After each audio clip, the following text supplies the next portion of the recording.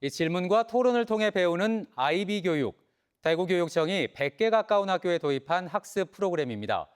올 초에는 IB 교육을 받은 고등학생들이 처음으로 졸업하기도 했는데 이 문제는 IB 교육을 공들여 받았음에도 대학 입시에는 직접적인 도움이 되지 않는다는 겁니다.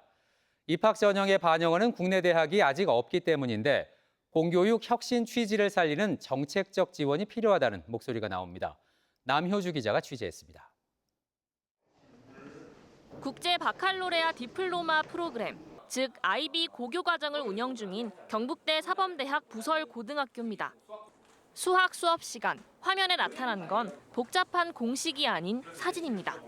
공학 계산기까지 동원한 열띤 토론에 이어 강사 역할을 맡은 학생이 설명을 하고 수학 공식을 생활에 어떻게 적용할지도 고민합니다. IB는 스위스 비영리 교육재단인 IBO가 운영하는 국제인증 학교 교육 프로그램으로 기존 문제풀이식 교육을 벗어나 학습자의 자기주도적 성장을 추구하는 것이 핵심입니다. 대구에서도 98개 학교가 이 프로그램을 도입했고 이 가운데 21곳은 IB 본부 인증을 받은 월드스쿨로 운영 중입니다. 대구교육청은 2021년 일선 고교에도 IB 프로그램을 도입해 올해 초 첫 졸업생 68명이 나왔습니다. 문제는 현행 대입 체제와의 엇박자입니다. 우선 IB 고교 과정 이수를 위해서는 10월 말에 이른바 디플로마 평가 시험을 쳐야 하는데 수능 준비 시기와 겹쳐 학생들의 정시 지원에 한계가 있다는 겁니다. 이 때문에 대부분의 학생들이 수능 최저 기준이 없는 학생부 종합 전형을 선택하고 있습니다. 하지만 학생부 종합 전형은 97개 주요 대학 기준 수시 모집 정원의 30% 정도로 선택의 폭이 좁습니다.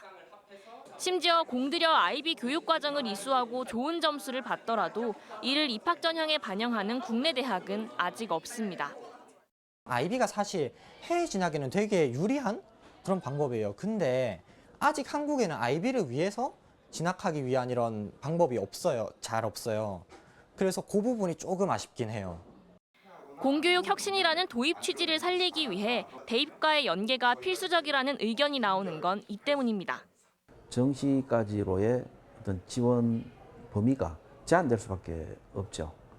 그리고 현행에서는 지금 IB가 처음 도입되다 보니까 아직 대학 현장에서도 IB에 대한 이해가 조금은 부족한 점도 있지 않나.